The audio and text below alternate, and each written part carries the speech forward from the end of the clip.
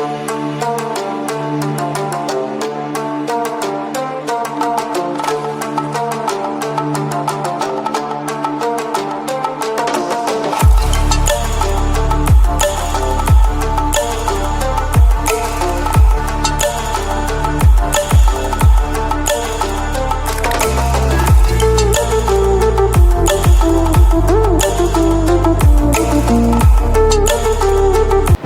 जो दीवाने से दो चार नज़र आते हैं, इनमें कुछ साहिब बेअसरार नज़र आते हैं।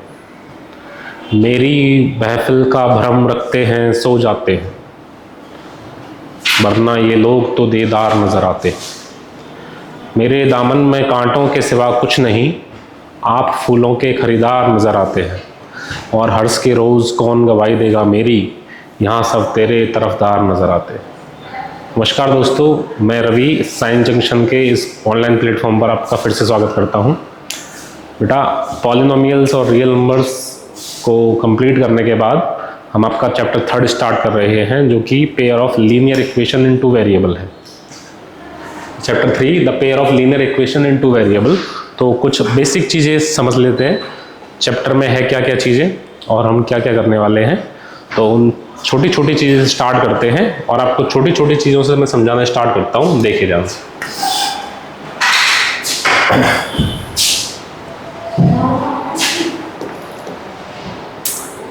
देखो भाई,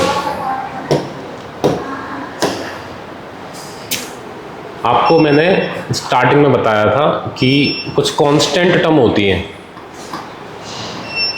कांस्टेंट, जैसे 3, 2, 1, -1 या जितनी भी रियल नंबर्स हैं वो सारे कांस्टेंट होते हैं। ठीक, फिर मैंने आपको वेरिएबल्स बताए थे। क्या बताए थे? वेरिएबल्स क्या होते हैं कि अल्फाबेटिकल जो वर्ड्स होते हैं, जैसे ABC या XYZ, ये सारे वेरिएबल होते हैं, यानी जिनको चेंज किया जा सकता है, यानी जो चेंजेबल होते हैं वो वेरिएबल्स होते हैं, और जो नॉन चेंजेबल होते हैं, जो फिक्स्ड वैल्यू होती है, वो कांस्टेंट होती है। ठीक है, फिर मैंने क्या किया था, कांस्टेंट और वेरिएबल को मिला के एक नई चीज़ का निर्माण किया था, है ना, या हमने एक न्यू फंक्शन क्रिएट किया था। मैंने बोला कि आप कोई एक कांस्टेंट ले लो और एक वेरिएबल ले लो, जैसे x+2 ले लिया, तो ये नई चीज़ है सर, इसमें तो वेरिएबल भी है, कांस्टेंट भी है, तो इसको हमने क्या बोल दिया था, इसको हमने एल्जेब्रिक एक्सप्रेशन बोल दिया था, AE, एल्जेब्रिक एक्सप्रेशन, यहाँ लिख लेना, एल्जेब्रिक एक्सप्रेशन। ठीक है,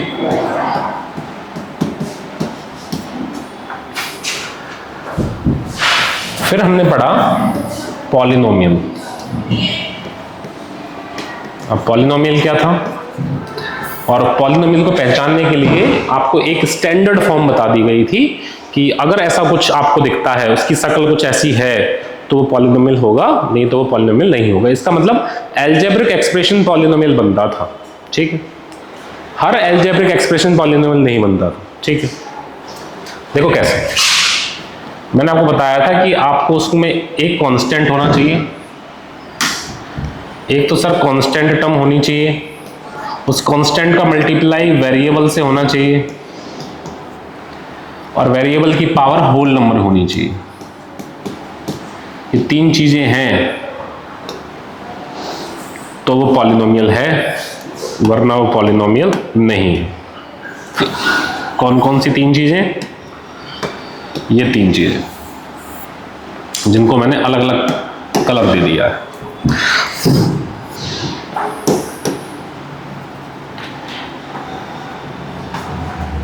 एक कांस्टेंट होगा, उसका मल्टीप्लाई किसी वेरिएबल से होगा, उसकी पावर होल नंबर होनी चाहिए। जैसे मैंने लिखा 2x²। सर 2 किसका काम कर रहा है? कांस्टेंट का। x किसका काम कर रहा है? वेरिएबल का। और 2 इज अ होल नंबर। सही बात है। तो इस प्रकार हमने पॉलिनोमियल को पहचाना था। ठीक, ये एल्जेब्रिक एक्सप्रेशन भी है, ये पॉलिनोमियल भी है। ठीक है, फिर हमने बताया, जैसे मैंने लिखा x+1/x।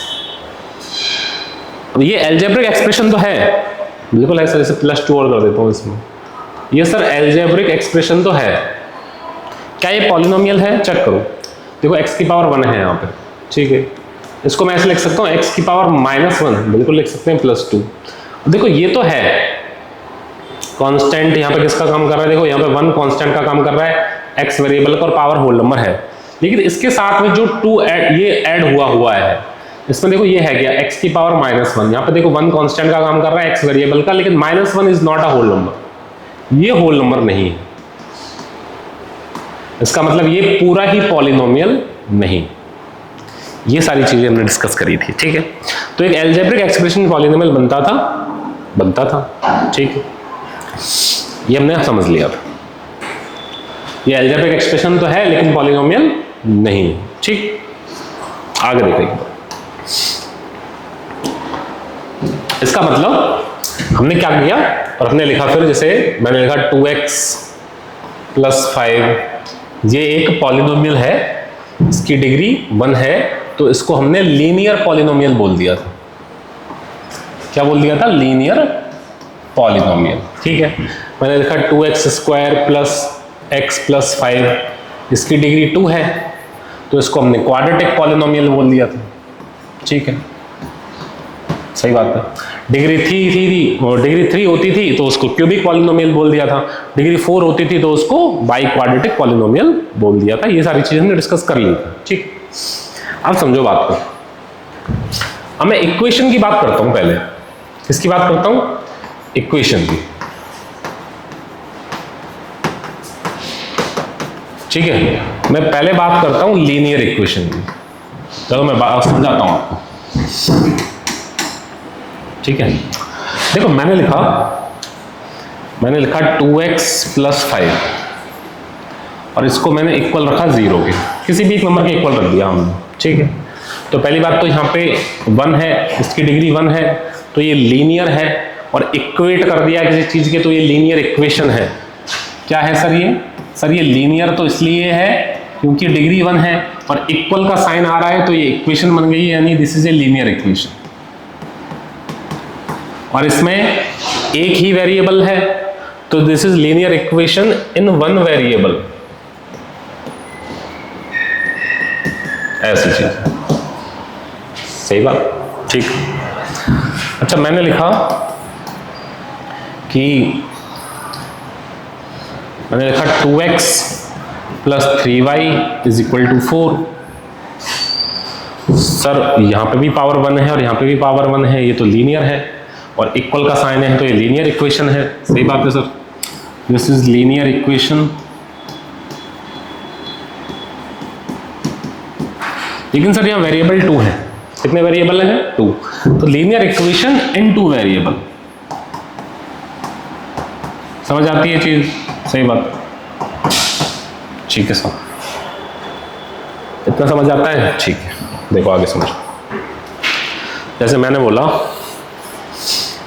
कि एक क्लास है, ठीक है, उस क्लास में कुछ लड़के हैं और कुछ लड़कियां हैं, और टोटल बच्चे क्लास में 60 हैं, ऐसे समझ लो 60, ठीक है। तो मैं कह रहा हूं ये जो बी है ना, वो किसको रिप्रेजेंट कर रहा है? नंबर ऑफ बॉयज को। किसको? नंबर ऑफ बॉयज को, उसको मैं x लेट कर लेता हूं। और ये जो g है, ये किसको रिप्रेजेंट कर रहा है? नंबर ऑफ गर्ल्स को, इसको हम y लेट कर लेते हैं, ठीक है। तो अगर मैं इसको सब्स्टिट्यूट करूं b को x से और g को y से, तो ये क्या बनेगा सर? ये बन जाएगा सर x + y = 60। डिग्री 1 है, लीनियर है, इक्वेट हो रहा है, तो इक्वेशन है, this is linear equation in variable 2 है सर, इसमें इन 2 वेरिएबल। समझ आती है चीज? हाँ सर आती, ठीक है। अच्छा अगर मैं ये कहता कि ये तो बात 11th क्लास की है, जैसे 11th क्लास की है ये बात। अच्छा 12th क्लास का क्या सीन है?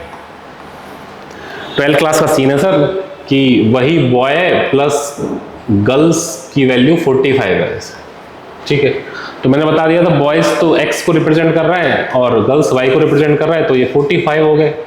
पर ये भी एक लीनियर इक्वेशन है क्योंकि इक्वेट हो रहा है, और डिग्री 1 है तो लीनियर ही है, और इक्वेशन है वो वेरिएबल 2 है, तो इसको भी क्या बोल सकते हैं हम, लीनियर इक्वेशन इन 2 वेरिएबल। अब मेरे पास दो लीनियर इक्वेशन आ गई हैं, एक x plus Y is equal to 60 और एक x plus Y is equal to 45। तो ये लीनियर इक्वेशन 2 वेरिएबल तो है, लेकिन पेयर में है, दो इक्वेशन है जिनमें दो वेरिएबल है। तो इन दोनों को कंबाइंड फॉर्म में क्या बोलेंगे, इनको बोलेंगे बेटा pair of linear equation, pair of linear equation in 2 variable, जो कि हमारा चैप्टर है, जो हम पढ़ना स्टार्ट कर रहे हैं आज। इसका मतलब आपको दो इक्वेशन मिलेंगी, क्या मिलेंगी, दो इक्वेशन मिलेंगी और उसमें दो ही वेरिएबल मिलेंगे, ठीक है। तो पेयर इक्वेशन मिलेंगी आपको दो वेरिएबल्स में, जो कि आपका चैप्टर है pair of linear equation in 2 variable, ठीक है। अब आगे की कहानी समझो, देखो किस प्रकार की चीजें हैं। जैसे अभी हमने दो चीजें स्टार्ट की, एक स्टार्ट की x plus Y is equal to 60 और एक हमने लिखा x plus Y is equal to 45। सही बात है सर। अच्छा देखो यहां पे 1 है, देखो यहां पे 1 लिख सकता हूं मैं, लिख सकते हो सर, यहां पे 1 लिख सकते हो, यहां पे 1 लिख सकते हो, यहां पे भी 1 लिख सकते हो। तो ऐसे समझो कि ये 1 इंटू एक्स है, ये 1 इंटू वाई है, इज इक्वल टू 60 है, ठीक है। ये 1 इंटू एक्स है और ये 1 इंटू वाई है, ये 45 है। अच्छा अगर मैं क्या करता, मैं एक सिनेरियो और दिखाता हूं। मैंने बोला कि एक बैट है और एक बॉल है, इनकी वैल्यू 100 रुपीज है, ठीक है। तो एक ने बोला कि सर 2 बैट हैं और 3 बॉल हैं, इनकी वैल्यू मान लो 300 रुपीज है, ठीक है। तो आप बात को समझो कि अगर मैं ये जो बैट था आपका, इसको रिप्रेजेंट करूं इसके प्राइस से, कि बैट क्या रिप्रेजेंट कर रहा है, प्राइस को, और प्राइस को मैं x ले लेता हूं कि x रुपीज, और ये जो बॉल है आपकी, इसको भी मैं प्राइस कंसीडर करूं इसका, तो इसको y रुपीज कंसीडर कर लेता हूं कि ये x रुपए की है, y रुपए की है। तो सब्स्टिट्यूट किया जाए तो बैट का प्राइस x था, x प्लस बॉल की प्राइस y थी, तो x प्लस y कितना आ गया, 100 रुपीज। एक इक्वेशन ये हो गई लीनियर इक्वेशन इन 2 वेरिएबल। अगर यहां पे 2 बैट है और एक बैट का प्राइस x है, तो 2 का कितना हो जाएगा, 2x सर, और बॉल का प्राइस अगर y है तो 3 बॉल का 3y sir, is equal to कितना आ गया, 300। तो this is the pair of linear equation in 2 variable. This is combined form क्या रिप्रेजेंट करती है बेटा, पेयर ऑफ लीनियर इक्वेशन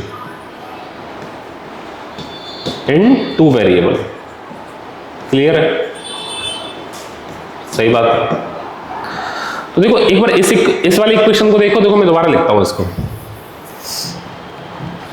एक तो हमारी थी sir x plus Y is equal to 60 और एक थी x plus Y is equal to 45, और एक चीज ये आ गई है। तो देखो इसमें सर, इसमें तो यहाँ पे 1 है, देखो यहाँ पे 1 है, लेकिन यहाँ पे कोफिशिएंट 2 है और यहाँ पे 3 है, यानी x और y के कुछ कोफिशिएंट भी होते हैं। पेयर ऑफ लीनियर इक्वेशन में x और y वेरिएबल के अलावा और क्या क्या चीजें होती हैं सर, कोफिशिएंट होते हैं x और y के, जो वेरिएबल्स हैं उनके कुछ कोफिशिएंट भी होते हैं और कुछ कांस्टेंट टर्म भी होती है। जैसे यहाँ पे 60 45 है, यहाँ पे 100 और 30 है। तो इसको, इन चीजों को अगर जनरलाइज किया जाए तो जनरलाइज फॉर्म में मैं कुछ ऐसे लिख सकता हूं कि सर एक कांस्टेंट होता है कोई a1 x का, प्लस एक कांस्टेंट होता है कोई b1 y का, और एक कांस्टेंट होता है c1, एक लीनियर इक्वेशन में। अच्छा दूसरी लीनियर इक्वेशन की बात की जाए तो वहां पे कांस्टेंट होता है a2 x का, एक b2 कांस्टेंट होता है y का, और उसमें एक कांस्टेंट होता है c। ये कोफिशिएंट है, sorry, this is the coefficient of x, this is the coefficient of y, this is the coefficient of x and this is the coefficient of y in second equation. तो ये चीज जो लिखी हुई है a1x plus b1y is equal to c1 और a2x plus b2y is equal to c2, this is the standard form. क्या है बेटा, स्टैंडर्ड फॉर्म है ये of pair of linear equation, pair of linear equation in 2 variable. समझ आई बात? हाँ सर समझ आ गई, ठीक है, एग्जाम्पल से समझ आ गई हो, ठीक है। और पेयर ऑफ लीनियर इक्वेशन को हम पढ़ेंगे, ठीक है। तो आगे चलते हैं। तो हमारा टॉपिक जो हमारा नाम था उसकी जनरल फॉर्म हमने लिख ली कि जनरल फॉर्म क्या होती है सर? जनरल फॉर्म सर कुछ ऐसी दिखती है कि a1x plus b1y is equal to c1 और a2x plus b2y is equal to c2। ठीक है, this is the pair of linear equation in two variable की जनरल फॉर्म है। यहाँ पे a1 b1 क्या है, जैसे a1 a2 क्या है मैं लिख देता हूं, वेयर a1 एंड a2 ये क्या है? कोफिशिएंट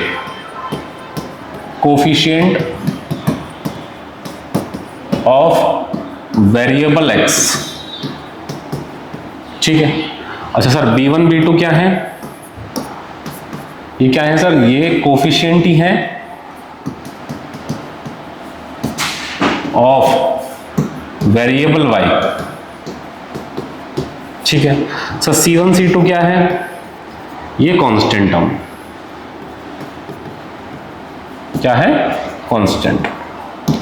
तो कुछ ऐसा सिनेरियो होगा किसका? Pair of linear equation in two variable का। ठीक है, तो कोई एक हम इक्वेशन लिख लेते हैं। जैसे मैं एक एग्जांपल लिखूं आपके सामने। जैसे मैंने एक लिखा कि x plus 2y is equal to 16 और एक लिखा मैंने 3x plus 2y is equal to 10। तो यहाँ पे दो इक्वेशन है, दो वेरिएबल है। ठीक है, दो इक्वेशन दो वेरिएबल, इक्वेशन फर्स्ट और इक्वेशन सेकेंड। तो अगर मैं बात करूं और इन दोनों इक्वेशन को इससे कंपेयर किया जाए तो मुझे कुछ वैल्यू बताओ आप। क्या क्या वैल्यू बताएं सर? अच्छा, इसको देखो पहले वाली को और इस वाली को देखो। इसमें a1 की वैल्यू क्या है सर? देखो x है, a1 की जगह सर 1 है यहाँ पे, तो सर a1 की वैल्यू हो गई 1। अच्छा, b1 की वैल्यू बताओ सर? b1 की वैल्यू हो गई 2। ठीक है, c1 की वैल्यू क्या हो गई सर? 16। सही बात। अच्छा, a2 की वैल्यू 3 हो गई, b2 की वैल्यू क्या हो गई? 2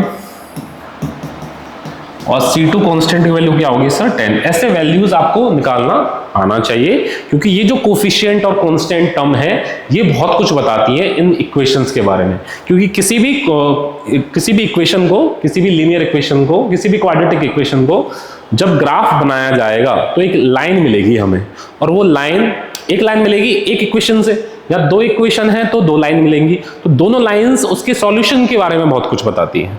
ठीक है, दोनों लाइन उनके सॉल्यूशन के बारे में बहुत सारी जानकारी देती हैं और वो हम कोफिशिएंट के जरिए आसानी से निकाल सकते हैं। ठीक है, वो हम नेक्स्ट क्लास में डिस्कस करेंगे। ठीक है, तो एक बार ये देख लीजिए हमने क्या बताया, दोबारा बता देता हूं कि ये दो इक्वेशन थी और उनको हमने जनरल फॉर्म से कंपेयर करके इनके कोफिशिएंट फाइंड कर लिए। इस प्रकार से आप कोफिशिएंट इनके फाइंड कर सकते हैं। ठीक है, एक एग्जांपल और देता हूं। जैसे एक एग्जांपल दिया हमने, x minus Y is equal to 4 और 2x plus 3y is equal to minus का 8। तो सर a1 की वैल्यू क्या हो जाएगी? 1। b1 की वैल्यू सर इस बार -1 होगी और c1 4 होगा। a2 की वैल्यू क्या हो जाएगी सर? 2। b2 की वैल्यू क्या हो जाएगी? 3 और c2 की वैल्यू क्या हो जाएगी? -8। इस प्रकार से आप इक्वेशन से ये एक्सट्रैक्ट करने आपको आने चाहिए। ठीक है, अच्छा थोड़ी सी नॉलेज और समझो कि वेरिएबल्स और इक्वेशन के बारे में नोट कर लेना है। क्या नोट कर लेना? पहली चीज कि जितनी इक्वेशन होंगी उतने ही वेरिएबल होने चाहिए तो सॉल्वेबल होंगे।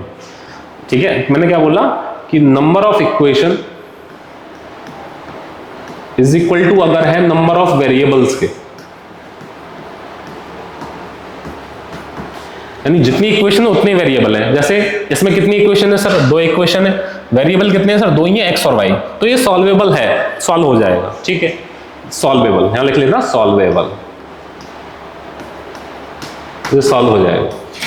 लेकिन दूसरी चीज क्या कि अगर नंबर ऑफ इक्वेशन इक्वल नहीं है नंबर ऑफ वेरिएबल्स के तो कंफ्यूजन क्रिएट होगी, आप सॉल्व नहीं कर पाओगे इजीली, कंफ्यूजन क्रिएट होगी, कंफ्यूजन।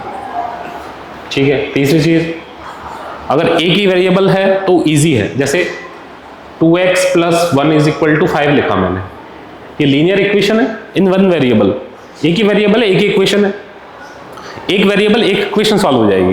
मैंने क्या बोला, जितनी इक्वेशन उतनी ही वेरिएबल, एक इक्वेशन एक वेरिएबल सॉल्वेबल, इजी सॉल्व हो जाएगा। कैसे, 2x = 1 उधर जाएगा तो 4 हो जाएगा, तो x की वैल्यू क्या आ जाएगी, यानी अगर नंबर ऑफ इक्वेशन इक्वल है नंबर ऑफ वेरिएबल्स के तो वो सॉल्व हो सकते हैं, अगर इक्वल नहीं है तो कंफ्यूजन क्रिएट होगी, आप सॉल्व करना थोड़ा डिफिकल्ट हो जाए। ठीक है, ये सारी चीजें हैं और ये सारी चीजें हम आज ही रखेंगे। नेक्स्ट क्लास में हम थोड़ा सा पेयर ऑफ लीनियर इक्वेशन के बारे में आगे चलेंगे और ये जो कोफिशिएंट आए थे इन कोफिशिएंट के बारे में भी समझेंगे, कोफिशिएंट लीनियर इक्वेशन के ग्राफ के बारे में क्या क्या चीजें बताते हैं। ये सारी चीजें अगर पसंद आई हो तो लाइक शेयर और सब्सक्राइब करते रहें। आज के लिए इतना ही, थैंक यू।